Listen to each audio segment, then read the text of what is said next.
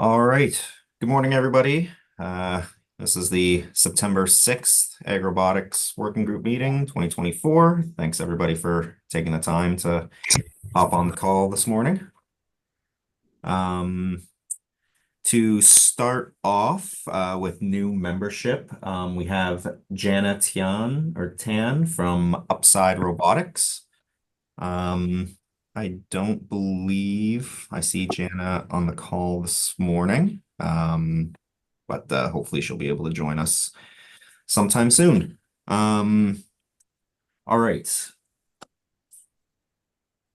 Good. Going from that, we'll get started with our presentation.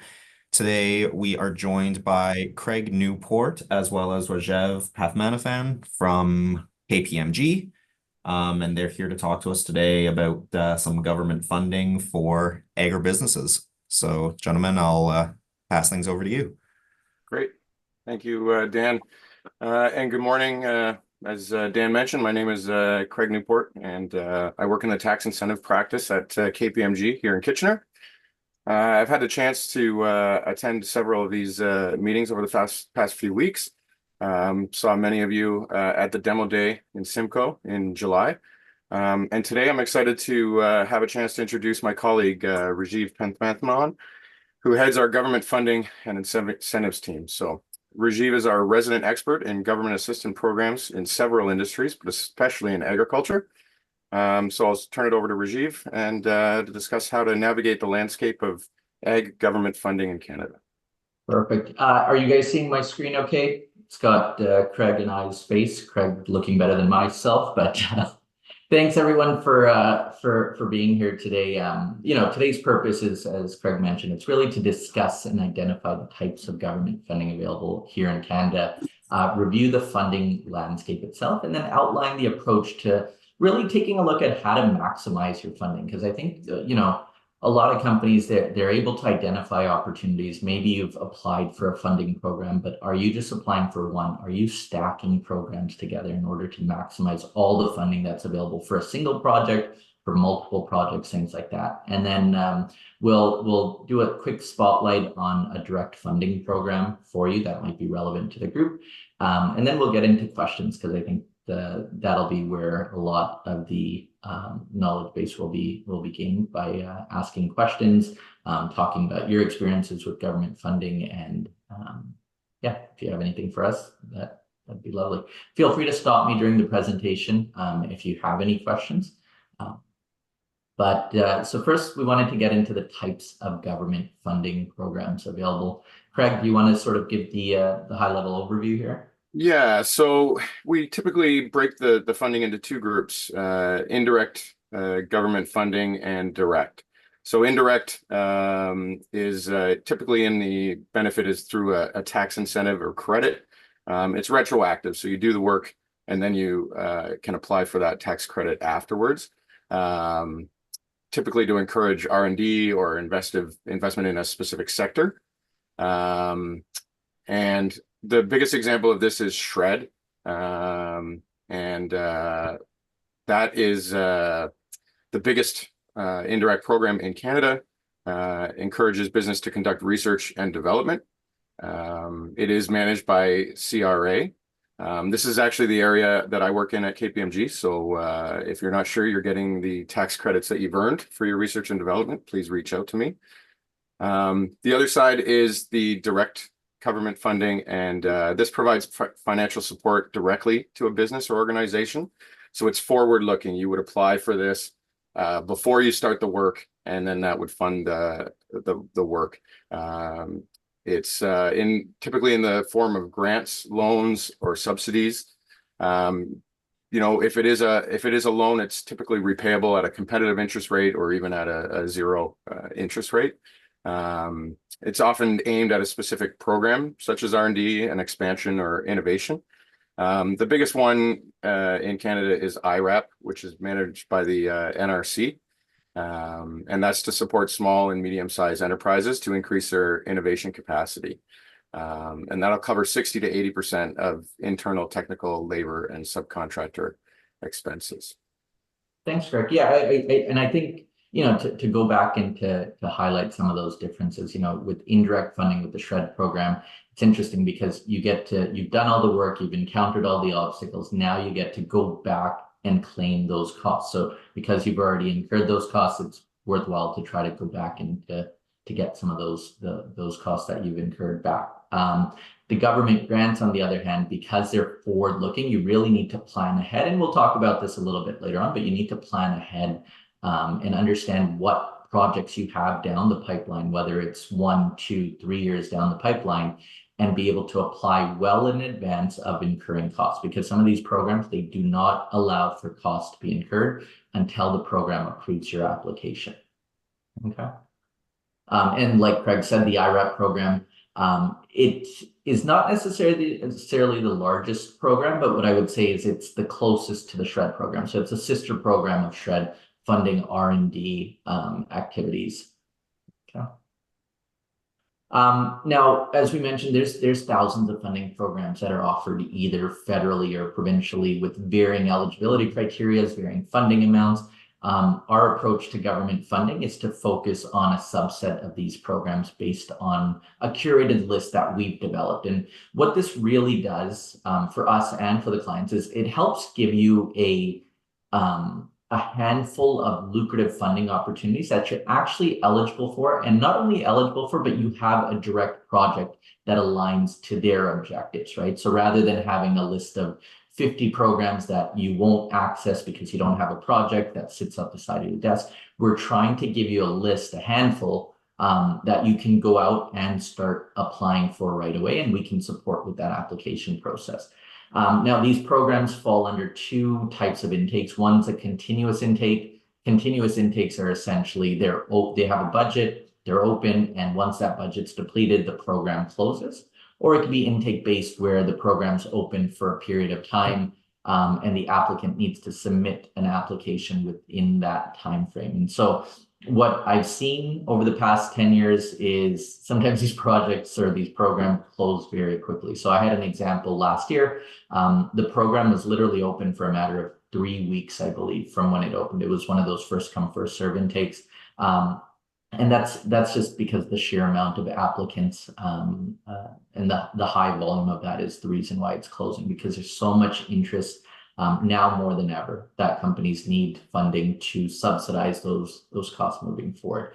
So businesses, as you've probably experienced, it's very challenging, right? To, number one, identify a project that's eligible for a program. By the time you do that, the program could be closed. That takes 1 or 2 weeks in advance. So planning ahead, getting these projects ready, understanding where you want to spend, what funding you currently have versus what funding you need to secure in order to make this project come into fruition would be a very important plan of action.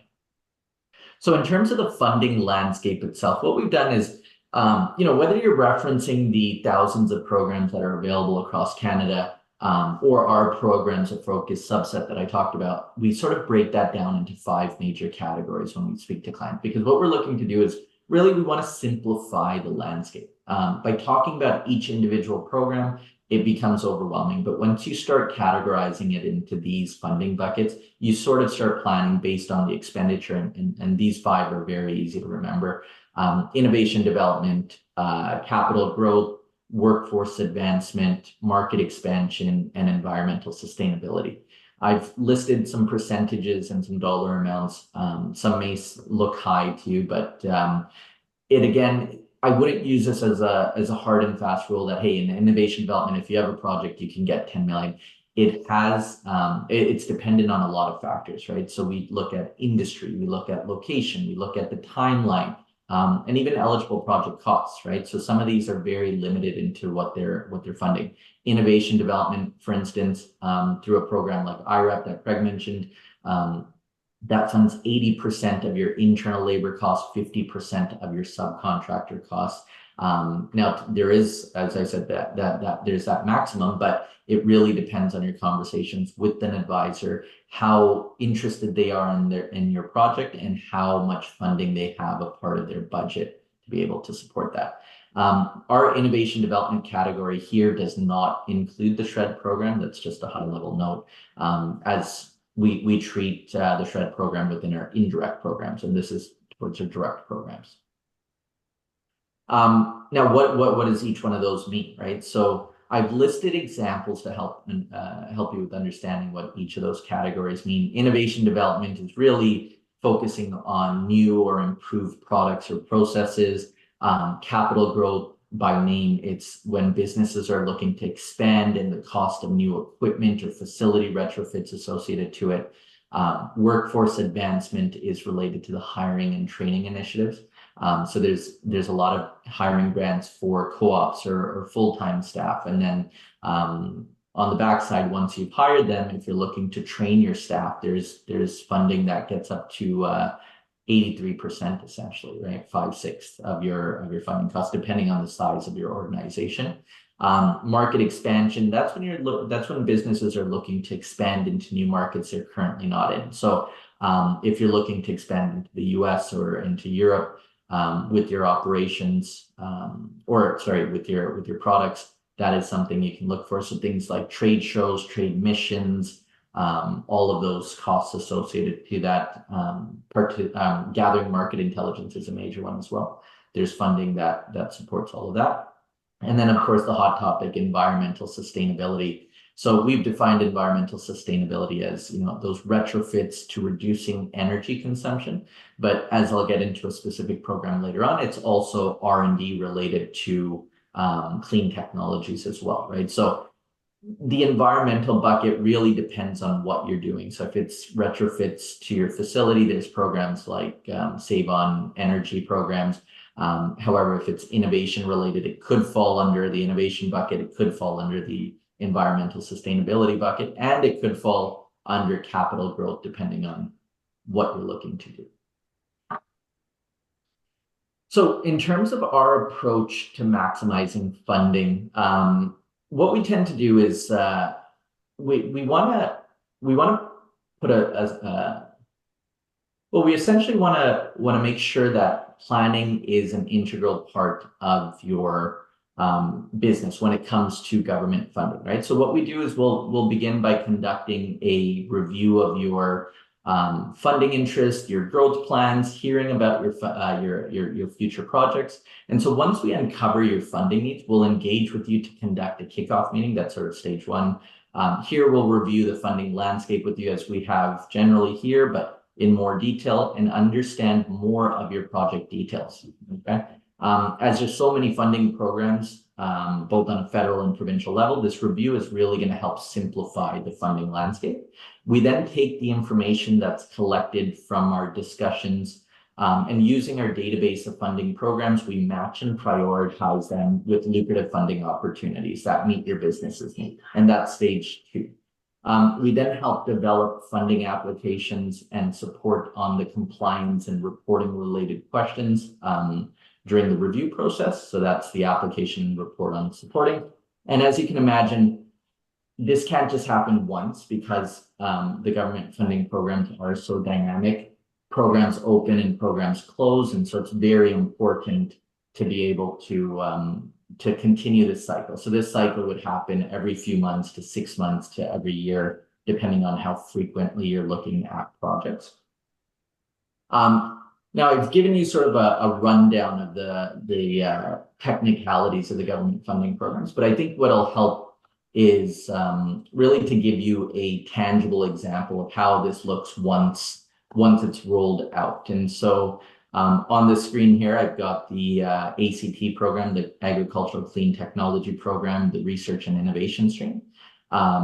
Specifically, this program looks at pre-market innovation, including things like research, development, demonstration, and commercialization activities to develop transformative clean technologies and enable current technologies in 3 priority sectors, one being green energy and energy efficiency. Number 2 is precision agriculture, and then number 3 is bioeconomy.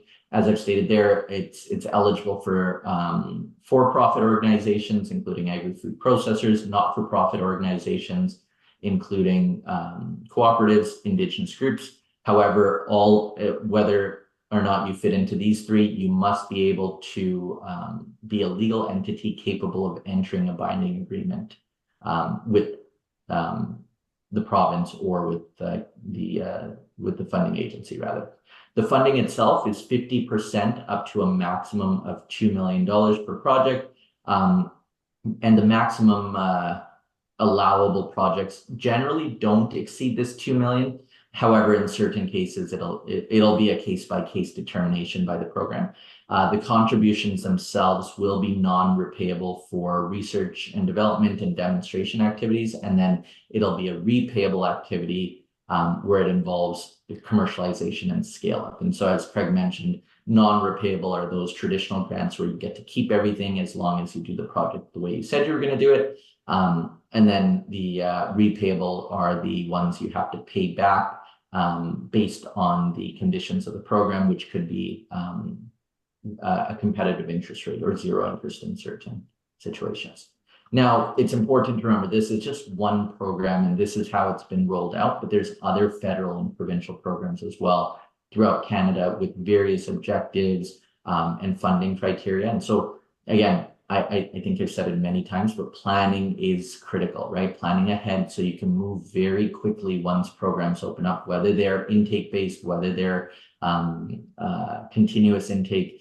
Planning, understanding what your needs are, how much funding you need, and where the project would fit in, and then being able to move quickly on the application side. And we're here to support you, whether you have questions with the programs, whether you need support with the application or the full cycle of identifying and applying and reporting and receiving that funding. So thank you all for listening to me speak there, and I'll open up the floor to any questions you might have.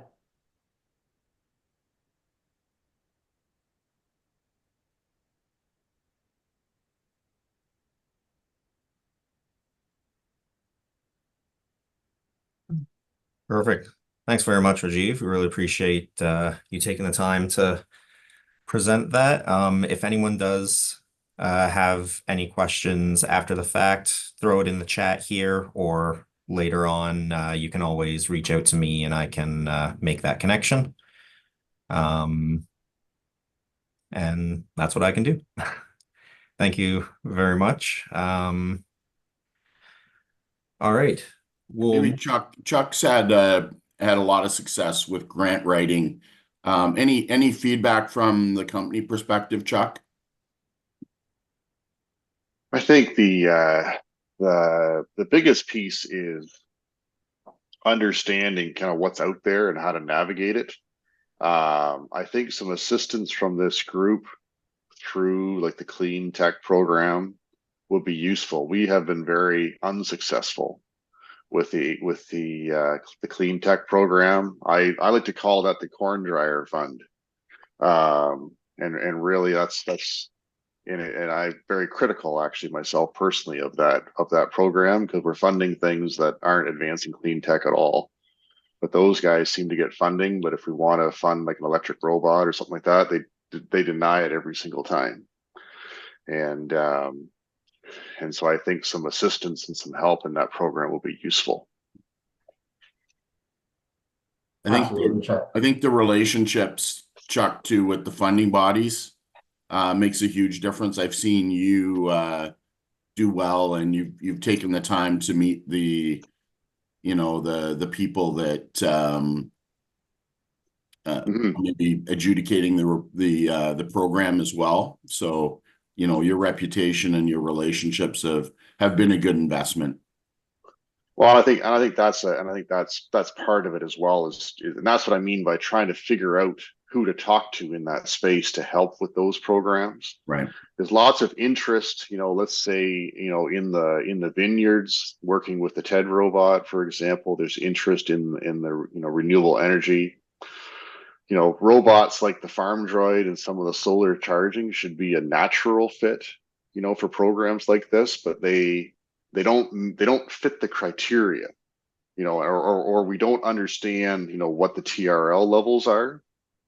And that's why they get denied, is that the technology gets classed as not commercial, and we have, like, our next speaker here is going to talk about how a lot of these robots are commercial, and there have shows and events and things all around them, right? And yet we're getting told by the funding agencies that they don't qualify. So I think we need to have some meetings, at a higher up level to try to gather support as to why these projects should get funded. Actually, Chuck, that does bring up a good, when we talk about tips and tricks of grant writing, there's two main things that I see, and one is really before starting an application, if you're doing it yourselves, to familiarize yourself with the program guidelines. That's an awesome source. You really want to relate yourself back to what's the objective of the program, what's the eligible expenditures, and make sure you're using even verbiage that they've put in those guidelines to relate it back to them. And number two, you guys are the experts, right? When you're creating an application, and sometimes the way you've written it, it makes full sense to you because you're making those ties in your head between subject matters. But when a third party that doesn't have experience in that specific field reads it, they're not making those ties. So it's always good to have, sort of a third party. Just give it a read through to make sure that they're following through, they're understanding the project as if someone who had no idea about what your technology is would be. And that's something we encourage all of our clients to, if they're doing it on their own, to definitely take advantage of.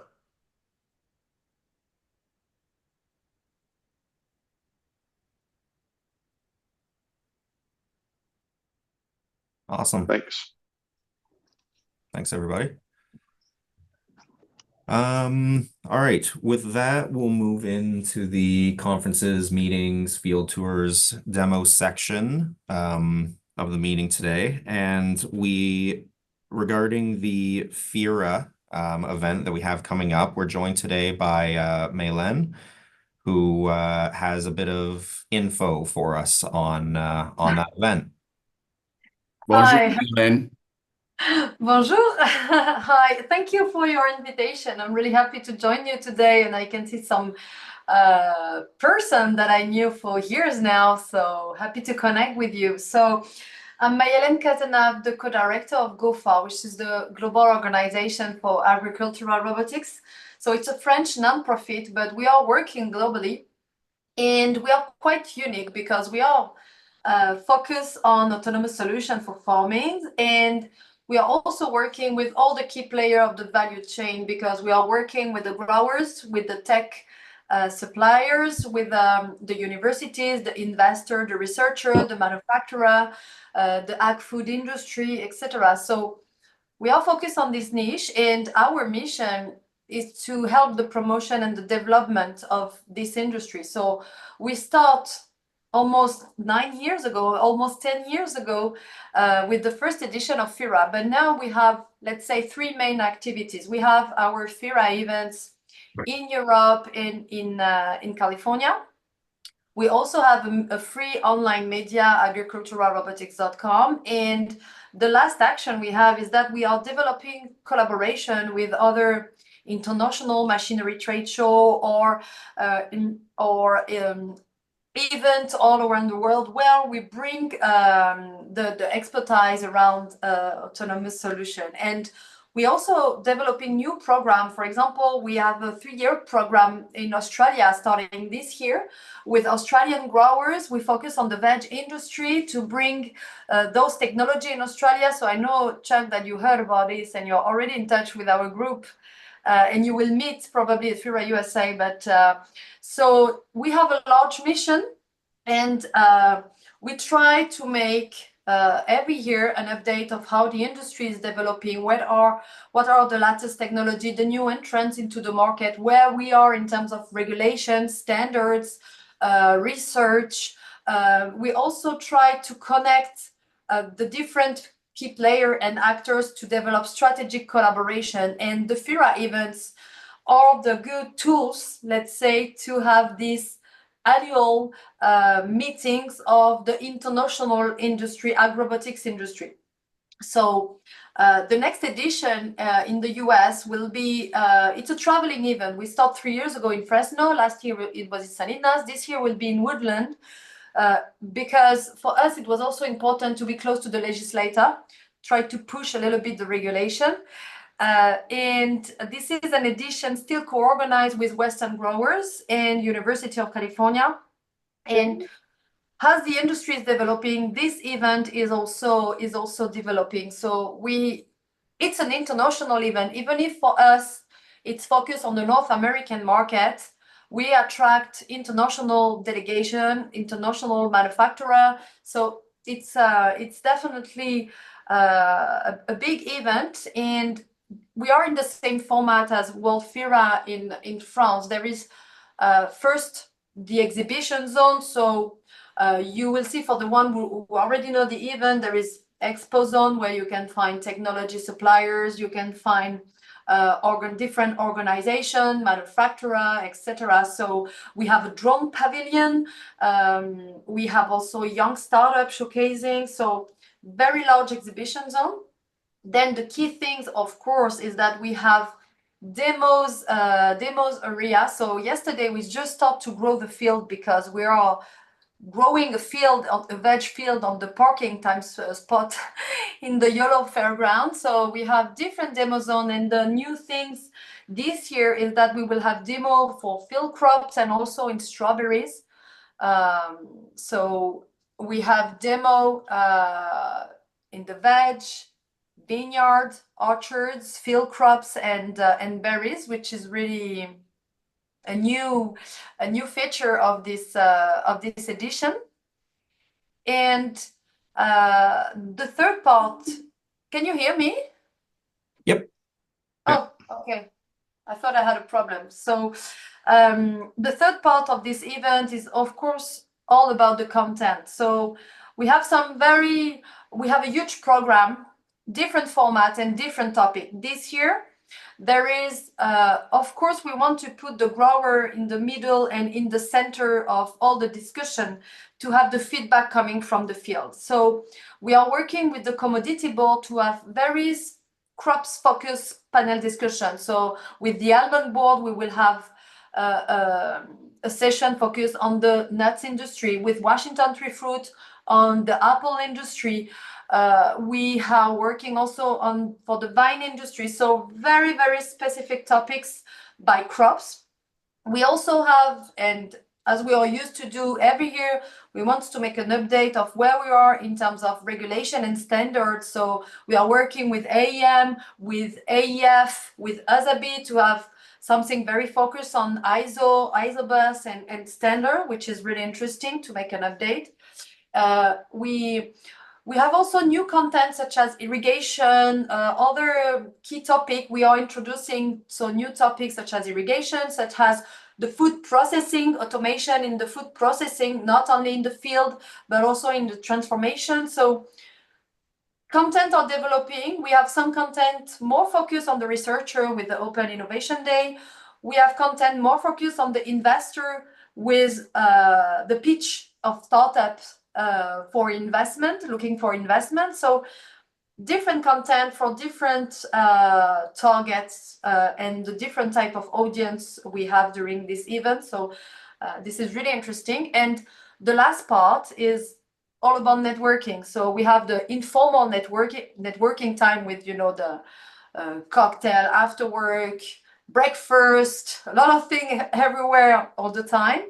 But this year we are also working with a matchmaking platform. So for all the people who register, they can be in touch before event, they can schedule meetings, they can have meeting on site, they can be connected. So we are working with the new tools to make sure that people have the possibility to connect. So it's an event. There is a lot of things to do during the 3 days. So it will be in October from the 22nd to the 24th. The one in France will be from in February from the 4th to the 6th. So we have the winter style in France where it's freezing cold, and we have the summer style in California when it's good weather. So the crops are quite different. We don't have beautiful lettuce in France, but still the demo zone is fine. And yeah, we can feel that there is a huge development. And we this year also, for the first time, we just create ag market discovery tour. So we are welcoming delegation of Australian and British growers. And 5 days before event, we are visiting some farm in California. So this is also very important for us to bring the expertise and to help the development of the adoption. And the best way to do that is to have the growers talking to the other growers. So that's why also Chuck is most of the time talking and presenting, sharing his vision, and because it's really, really important for us to be focused on the needs of the growers and not only on the technology. So that's how we are making this focus. So we are not just an event organizer, but we definitely want to work with all together, all the audience, all the participants, all the ecosystem to help the development of this industry globally and for the different type of crops. So I will share on the chat, my contact, my email address, and also the website, the link to the website where you have all the information. It's coming very soon, so you can register, you can come, you can participate, connect with people, and if you have any question, we can also talk. I don't know how many of you joined the event in France or in California. There's been several, and I will say it's not that cold in France in February. Yeah, well, because you come from Canada, but for me, that's why that's the difference. All right, so well, if you like Mary Ruth McDonald and some of her team from the University of Guelph have come to FEAR, I think, in California for the last couple of years, and there's been several others. And quick question: when you're coming, what is your main objective? Well, except that we have good time, but for you coming to this event, what are you looking for exactly? I think the main thing, you covered a lot of those points, Mylan. It's about talking with other growers, collaboration, and trying to make the world a little bit smaller. Basically understanding what's happening and sharing, networking. It's all of those things at the same time, as well as seeing the new technology. And what it, being able to, look at it and touch it and kick it and crawl underneath it and see what it's actually like. That's really what it's about. Mm-hmm. And again, as I said, out of the FIRA event, for example, this year we collaborate with the robotics factory in Pittsburgh. They had an event focused on agriculture, and they asked us, to work and to share the expertise to develop their event. So if in Canada you want to do something and around this topic, and feel free to connect, and let's see how we can collaborate also to bring this expertise and our ecosystem in your area. Yeah, that event in Pittsburgh was excellent. Yeah, I know you. Yeah. I had very good feedback about this also. Thank you, Chuck. Perfect. Thank you so much for joining us, Maylen. We really appreciate the information on that event. Sounds really interesting, and I've heard that several people are already planning on going. Hopefully, even more decide that they'd like to join as well. And I see that you just added your contact information and a link to the event in the chat there. So if anyone is interested, you can check that out to get some more information, or you can reach out. Perfect. All right. Moving on. It's actually, I have something that is not on this agenda. It was given to me after it was sent out, but I will be adding it to next week's agenda. The Bradford, Ontario Crops Research Station is going to be hosting a demo day on October the 8th. And showcased at that will be AgRobotics showing their ARA precision sprayer. So throw that on your calendar if that's something that you're interested in checking out. And like I say, I'll have it up on next week's agenda. All right then. A reminder also that next week is Canada's Outdoor Farm Show, September 10th to the 12th in Woodstock.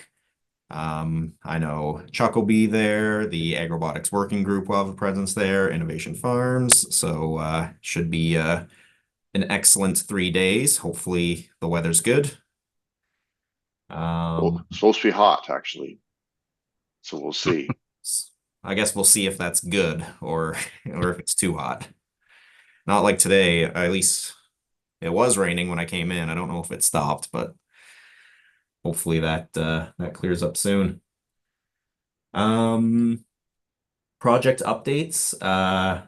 Many of you have probably seen we've started to produce our social media posts, LinkedIn, Instagram, and Facebook, in order to spread awareness for the group, the meetings, and as well to highlight our weekly presenters. So that seems to be going pretty well.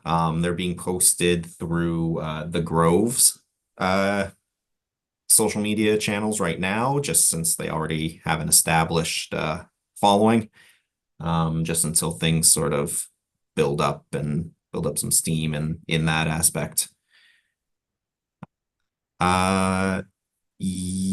Yes, I can definitely send you the link to the LinkedIn there. I'll send that to you after the meeting. I'll shoot you an email with that.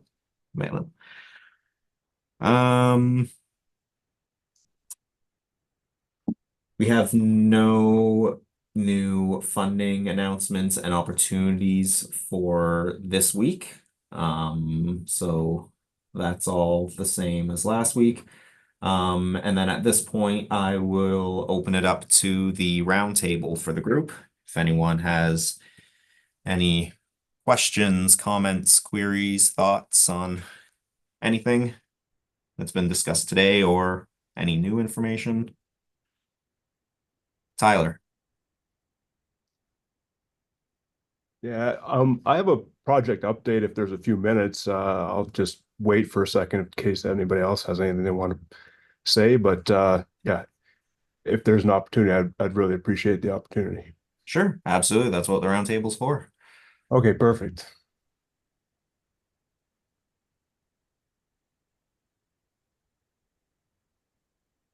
So, can you see my screen, Dan? Yes, we can. Okay, so this is just a quick project update about something we got going on at the University of Guelph that directly applies to this working group. FYI, you're not in presentation mode. Can everybody still see it? Just We can still see it, yes. Sometimes it screws up my computer, so I'll just keep it this way. Sure. The main objective for this project is to build on the success of the July demo days that we're having. And the idea is to help build a strategic invite list for these demo days, both at the Bradford and Simcoe research stations. The focus is fruit and vegetable growers, of course, because this is mainly the focus of these events. But also specifically opinion leaders within these groups. You might have questions about what opinion leaders are. I mean, these are people in these communities that, others check with before adopting a new idea, like a robot. They serve as a role model for members of their community.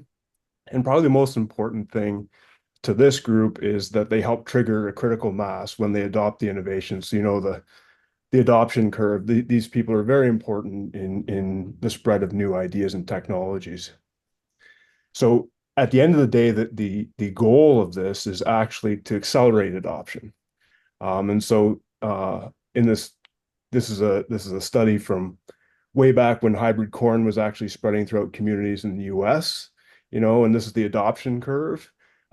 cumulative. All we're trying to do is we're just trying to shift that curve a little bit to the left, so it takes less time for these ideas to spread throughout the communities. The way that we're doing that is actually it's actually a research survey, a study by doctors Kabir and Chowdhury, who are both part of this working group. And it's going to be through a survey, and it's going through ethics approval, so we can actually use U of G branding on here, so we can reach out through our alumni networks and hopefully engage quite a few growers. The timeline for this project is here. We started back in February with survey development. We're going through ethics approval right now, and that'll be done by October, which is part of the reason why I'm bringing this up. And I've highlighted a couple of areas that we could really use some help with this project, particularly from this group. By November, we'd like to start distributing this survey, and we really need help with that. And then we have, like, throughout meeting season in Canada, until February, March. By March, we'd like to start doing a data analysis so that we can start to, by the end of April, engage these growers and make sure that these people are coming out to these demonstration events in July. So I always like to have goals. We always like to have goals here. And so, and specific asks, please help us deploy this survey. The goals are, here 50, 100, 150. It would be awesome if we could get 100 people completing the survey, particularly growers in fruit and veg. And hopefully that translates into identifying maybe, 10 opinion leaders that we can bring to, the next demo days. So if you are interested in helping with survey deployment and with this initiative, I'd really appreciate you reaching out. I'm an innovation strategist at the University of Guelph, and here's my email address here.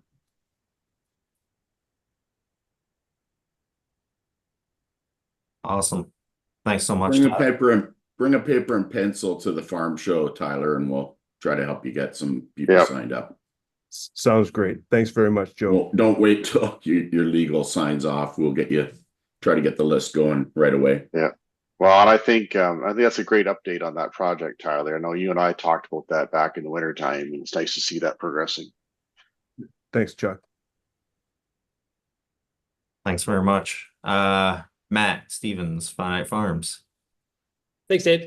So I just wanted to ask Mylan and Chuck. So obviously the answer is we should go to both, but if we only had the budget to go to California or France, and we're working on orchard robotics, which one would you recommend? The US. You will have, for the orchards, I will recommend more, because we start having a lot of solution coming, because in Europe it's more European also company, and no, I would say US. Okay. I think I would agree with that. I think the structure of the networking and contacts you're going to meet you're probably better suited with FIRA USA. Awesome. Okay. Thank you both. Perfect. Thank you. Kristen, long time no see. I'm always here in the background. I do see that. Hi. So I just put in the chat. I got an interesting survey in my inbox about what's your interest in these robotics and things. So maybe take a look at the questions there, and probably start building off of that. Perfect. Thanks so much. Yeah. Maxime. Yes, I would like to say that Quebec is ready to start moving to build something with the Regional Collaborative Partnership Program. So we're ready to move forward. I don't know who should I get in touch with. Is it you, Dan? To arrange a meeting? Yeah, absolutely. If there's anyone who, let me know who you're hoping to meet with, and I can definitely help facilitate that connection. Okay, I'll get back to you. Thanks. Perfect. Thank you.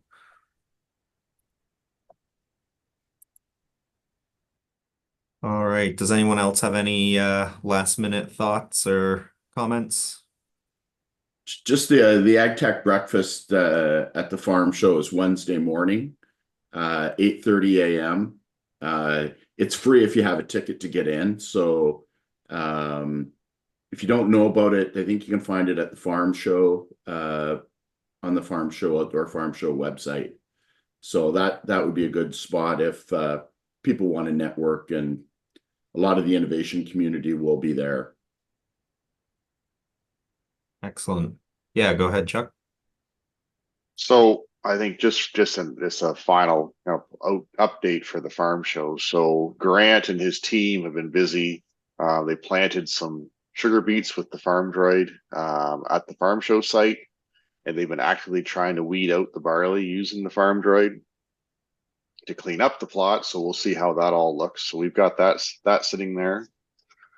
We have the vacuum seeder vegetable planter on the Nio Oreo will be at that site. So this will be we think it's the first vacuum vegetable planter on a robot in Canada or around. So we think that should be neat. We have it working. And the uniqueness of this planter that came from Italy is it can plant almost anything with high precision. So we're very excited about that. And the electric tractor that we saw at Simcoe will be back at the outdoor show, and they have some autonomy updates on that tractor now. So so there's going to be some automation features that weren't there the last go around. Upside Robotics is bringing 2 of their inter-row robots to the farm show site, so we're going to have those at the event. And we're also be talking about some drones as well at our demonstration site. So there's going to be lots of activity. The kind of general scope of it again will be 10 o'clock, 10:30 in the morning and 2 in the afternoon is when the demo stuff is going to happen all 3 days. So like should be a good event. Where's the location, Chuck, for people that don't know? So it is basically it's across the road from all of the seed plots. So if people are familiar with the farm show site, there's all of your seed plots. I call that the west side of the road, and that's where that is. That's where all of that is happening. And really, what we're trying to demonstrate at this is all of the, some of the work that we've been doing at the other sites with the weeding of the robots, with the tooling, with the planter. Like this planter idea that we put together is, kind of came from the team at the Muck Research Station. They've been kind of asking for, can this be done? We think it can be done for them. So that's why we're doing this and showing this at the show.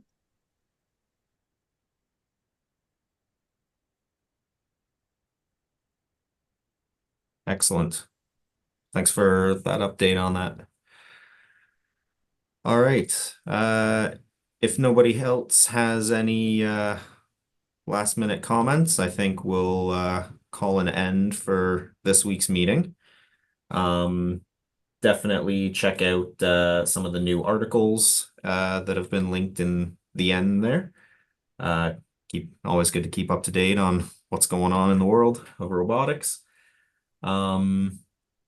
And on that note, I think we're all good here for the day. Thank you everybody so much for joining us again. We'll hopefully see many of you at Canada's Outdoor Farm Show. And then barring that, hopefully we'll see you at next week's on next week's call. Where are you based at the farm show, Dan? We are going to be in the OMAFA tent, or with the next to the OMAFA, in the OMAFA area. Innovation Pavilion. Innovation Pavilion. Yep. Perfect. Thanks. All right. Thank you very much, everybody. Thank you very much. Thank you. Have a good evening. Have a good weekend. Take care. Bye-bye. Thank you. Thank you. Thanks. Thank you. Bonjour, Maylin.